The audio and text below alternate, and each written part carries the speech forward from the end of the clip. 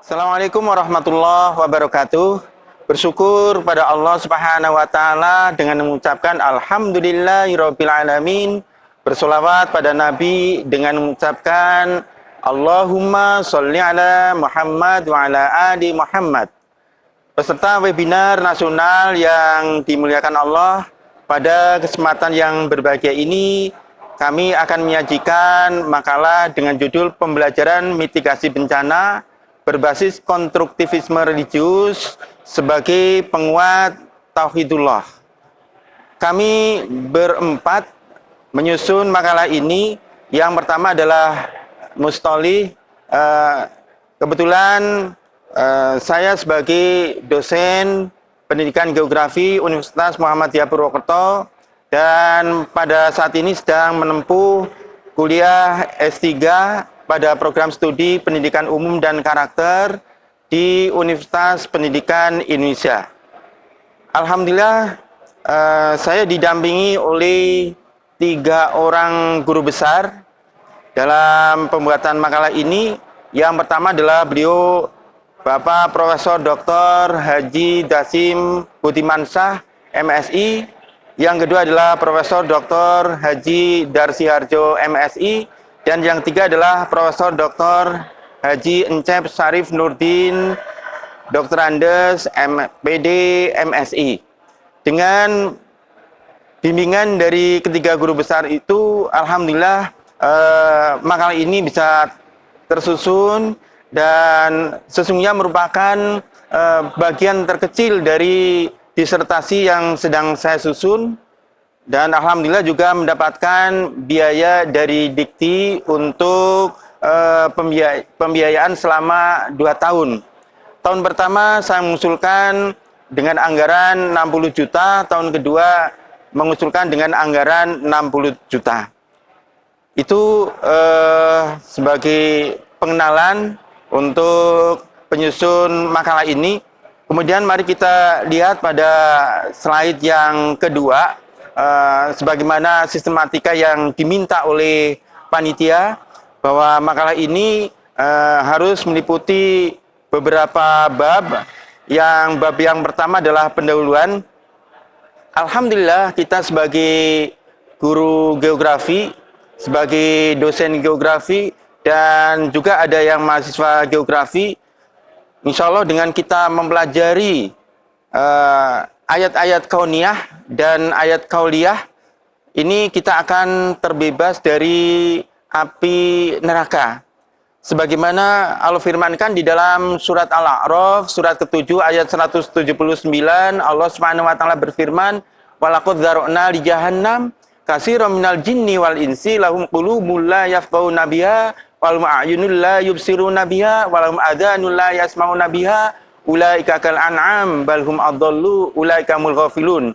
Dan akan kami jadikan untuk isi neraka jahanam kebanyakan dari jin dan manusia. Mereka mempunyai hati tapi tidak digunakan untuk memahami ayat-ayat Allah.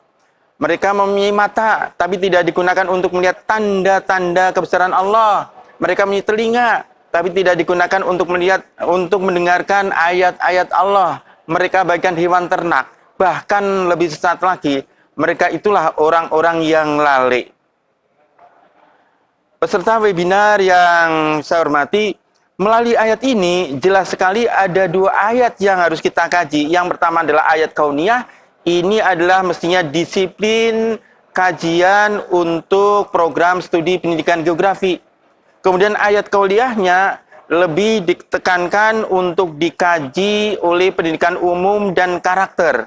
Perpaduan antara pendidikan umum dan pendidikan geografi inilah yang kemudian insya Allah akan menghasilkan guru geografi ataupun peserta didik yang berkarakter religius. Jadi betapa bahagianya kita yang sekaligus mempelajari ayat kauniyah dan mempelajari ayat kauliyah. Karena pada akhirnya kita akan bisa menjadi guru geografi yang berkarakter, akan menjadi peserta didik yang berkarakter religius. Mari kita lihat pada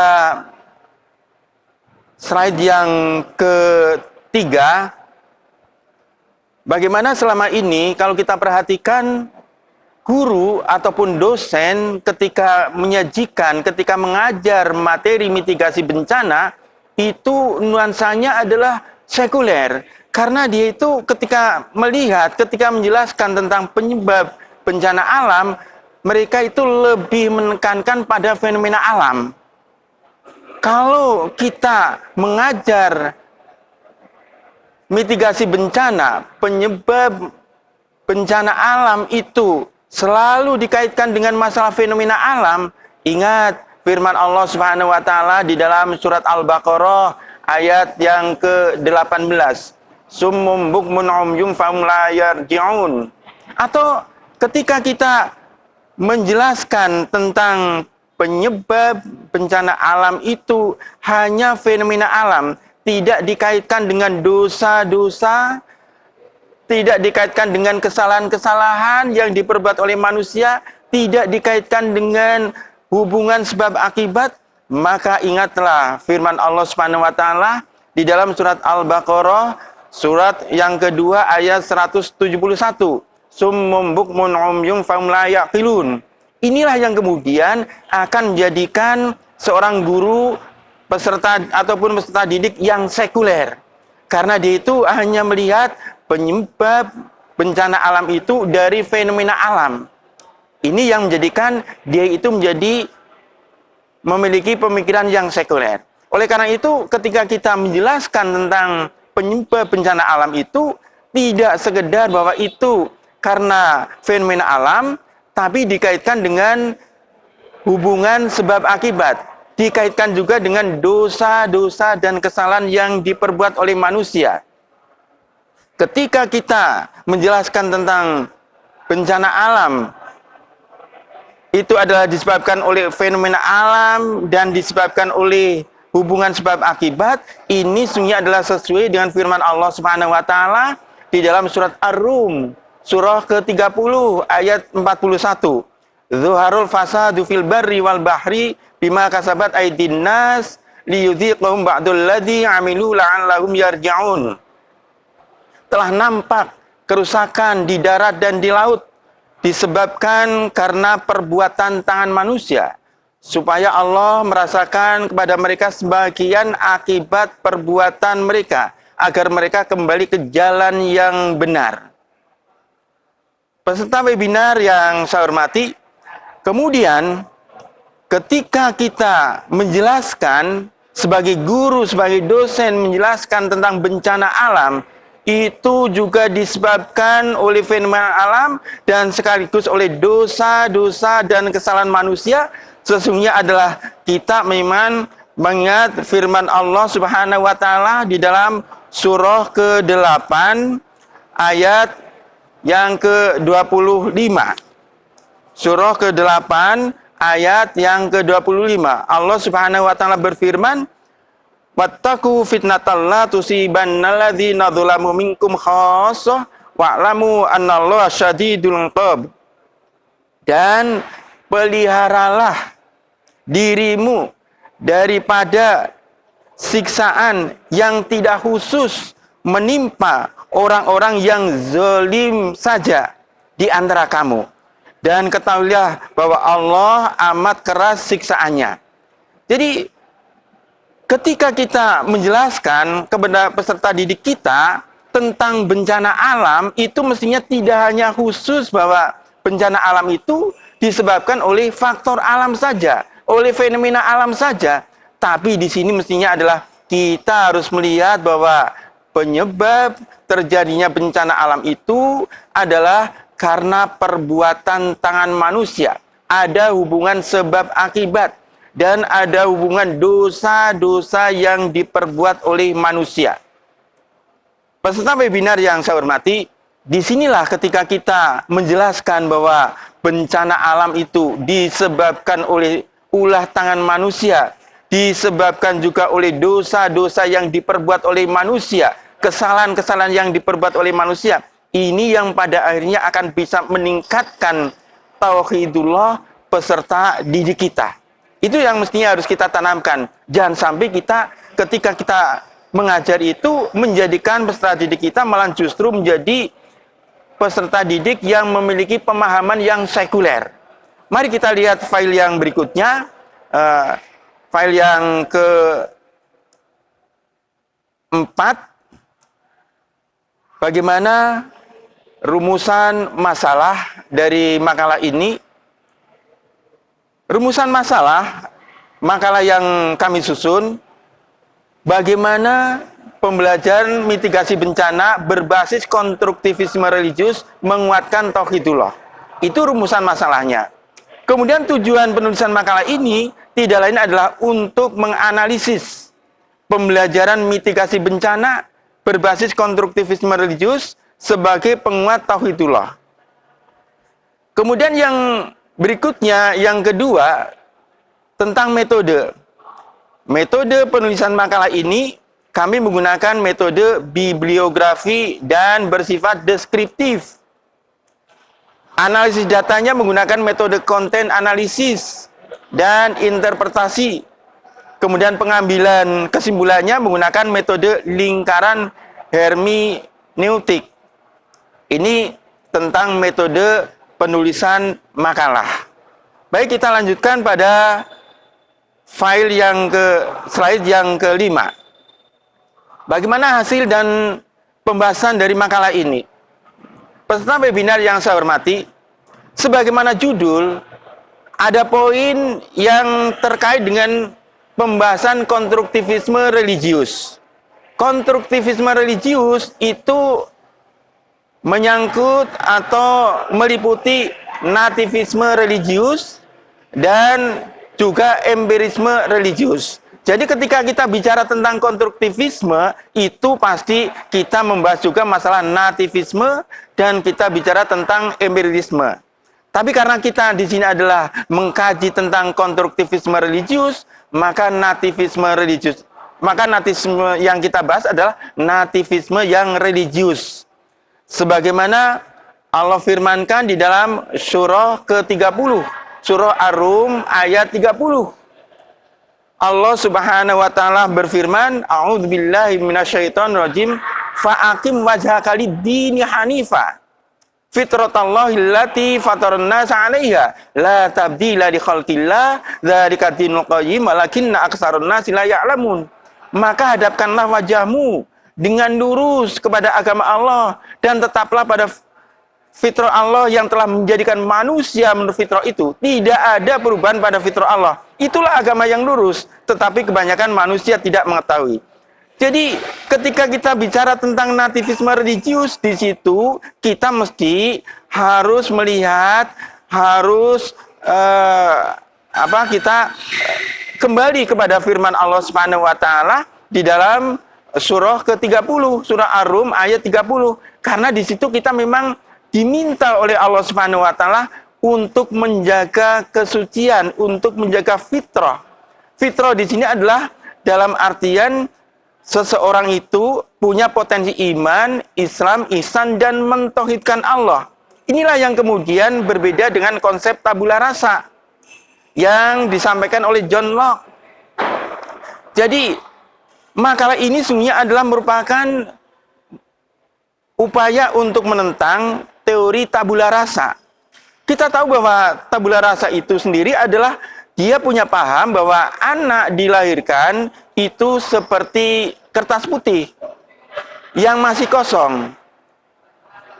Seperti kain putih yang masih kosong. Kalau demikian, kalau anak itu dilahirkan dalam posisi yang masih putih bersih, masih kosong, seperti kain putih yang masih kosong, seperti kertas yang masih kosong, maka ini adalah bertentangan dengan firman Allah Subhanahu wa taala di dalam surah Ali Imran, surah yang ketiga ayat 191.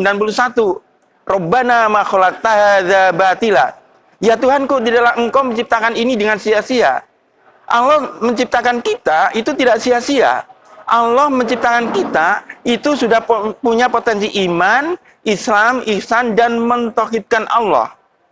Ini poin yang pertama tentang nativisme religius. Kemudian bicara tentang konstruktivisme religius, juga kita mesti berbicara tentang empirisme religius. Empirisme religius ini adalah kita bisa mengkaitkan dengan hadis yang diriwayatkan oleh Muslim nomor 4803. Kullu mauludin yuladu 'alal fitrah fa abawa yuwidani aw yunasirani aw yumajjisani.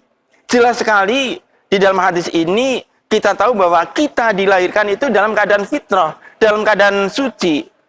Fitrah adalah kita punya potensi iman, Islam, ihsan, dan mentauhidkan Allah.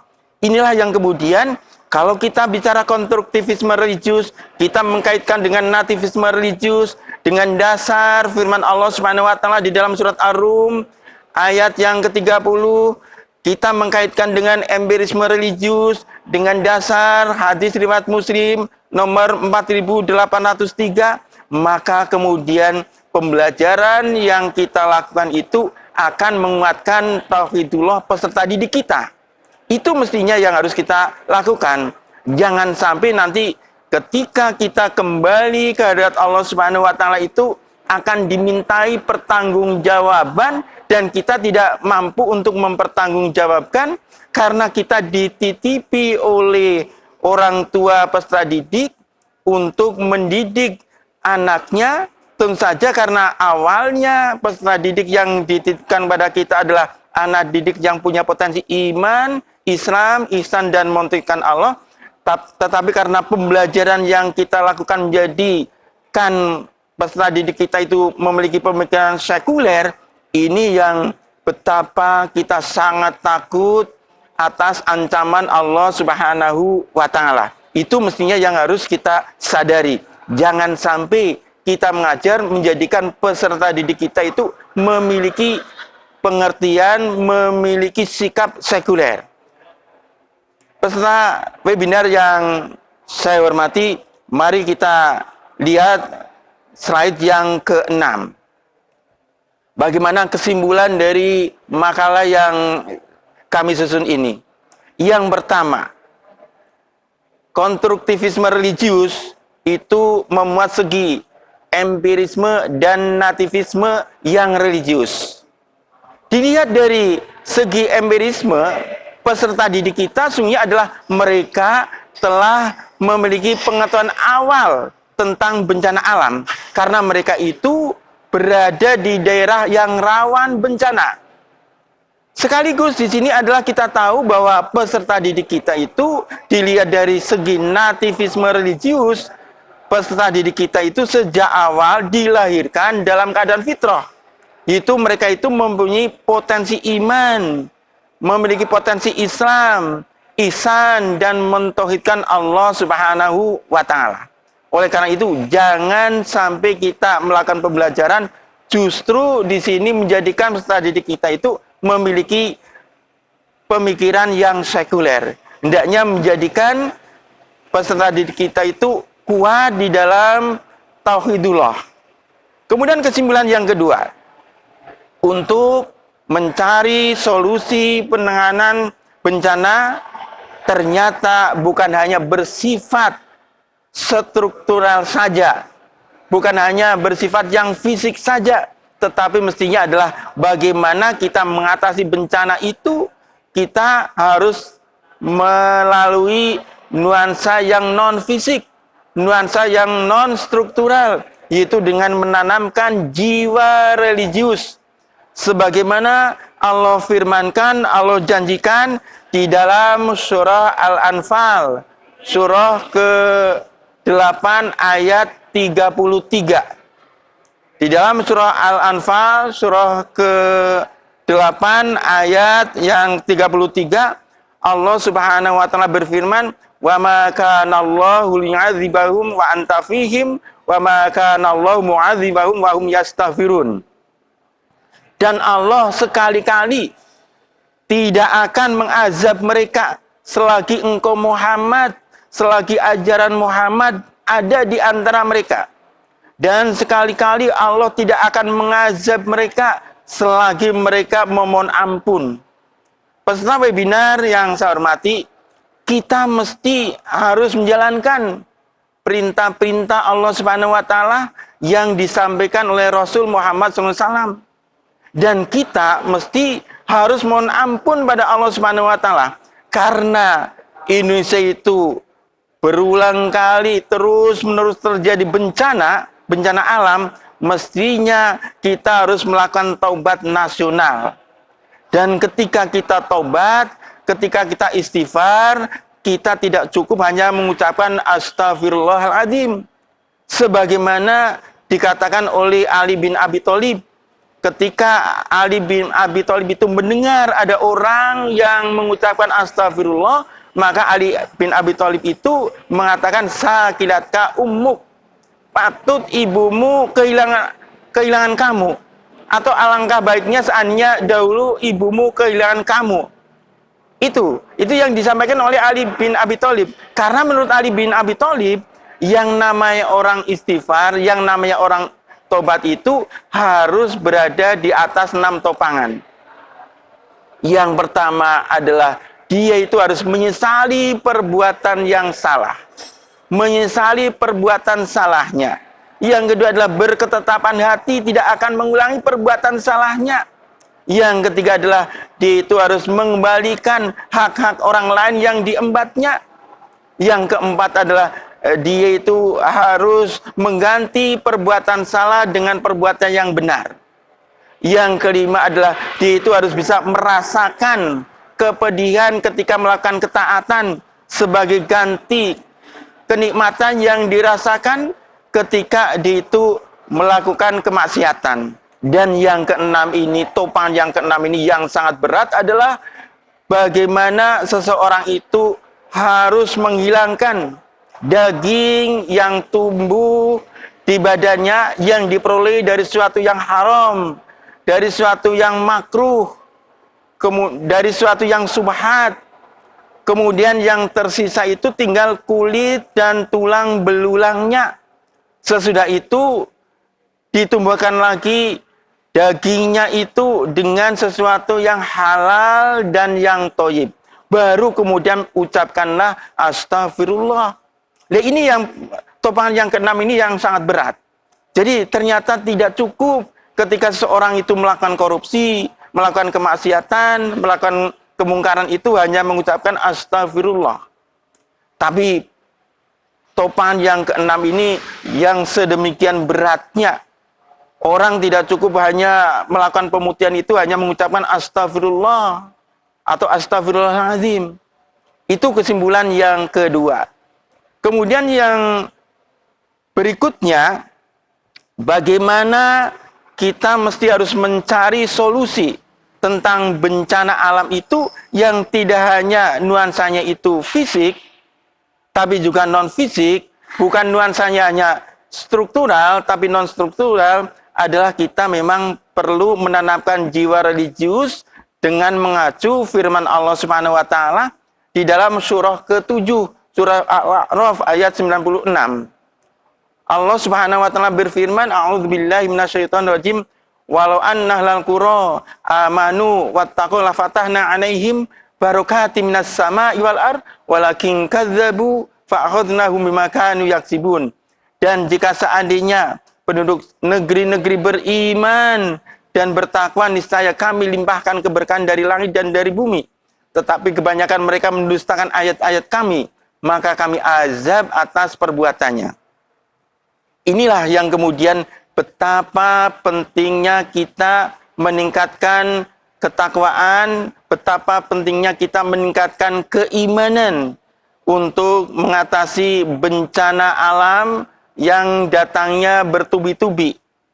Yang kita rasakan betapa bencana alam sekarang ini datang bertubi-tubi, apakah kemudian adanya longsor lahan, apakah kemudian adanya kekeringan, apakah kemudian musibah banjir, apakah kemudian gempa bumi, apakah kemudian gunung meletus, apa kemudian likuifaksi dan sebagainya. Itu ternyata itu semua terjadi di Indonesia. Oleh karena itu betapa pentingnya ketika kita ngajar itu bagaimana kemudian kita bisa menguatkan tauhidullah, bisa menguatkan keimanan, bisa meningkatkan ketakwaan peserta didik kita. Mestinya kita harus mengawali dari diri kita. Kemudian kesimpulan yang ketiga, bahwa pembelajaran mitigasi bencana berbasis konstruktivisme religius yang kita kaji dengan kajian pustaka ini ternyata ada implikasi yang sangat penting, yaitu ternyata ini bisa menjadi penguat tauhidullah.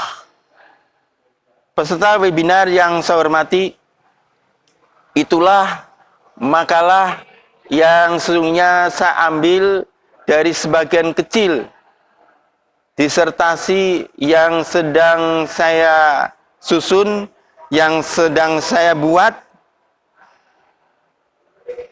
untuk penyelesaian kuliah saya di program studi pendidikan umum dan karakter, yang merupakan satu-satunya program pendidikan umum dan karakter yang ada di Indonesia. Belum ada di tempat lain. Ini merupakan satu-satunya pendidikan umum dan karakter, program studi pendidikan umum dan karakter ya, yang ada di Indonesia. Itu hanya di Universitas Pendidikan Indonesia. Alhamdulillah di bawah bimbingan 3 orang guru besar yang sangat religius, dan masing-masing itu punya keahliannya sendiri. Profesor Dr. Haji Dasim Budimansyah MSI itu sangat kuat di dalam metodologi pembelajaran. Kemudian Profesor Dr. Haji Darsiharjo MS, ini beliau itu sangat menguasai di bidang geografinya, mitigasi bencana khususnya. Kemudian beliau Profesor Dr. Haji Encep Sarif Nurdin, Dr. Andes, MPD, MSI, ini beliau itu sangat menguasai di bidang karakternya. Alhamdulillah saya selaku mahasiswa itu sangat bangga karena saya bisa memadukan, bisa memperoleh ilmu geografi, metodologi pembelajarannya, dan juga kemudian untuk karakternya. Ini sungguh-sungguh merupakan anugerah yang sangat luar biasa dari Allah Subhanahu wa taala. Itulah makalah yang kami susun, yang bisa kami sajikan. Mohon maaf apabila ada hal-hal yang kurang, yang salah. Andaikan ada salah, itu datang dari diri saya sendiri. Andaikan ada benar, itu datang dari Allah Subhanahu wa taala. Subhanakallahumma bihamdika asyhadu an la ilaha illa anta astaghfiruka wa atubu ilaik. Assalamualaikum warahmatullahi wabarakatuh.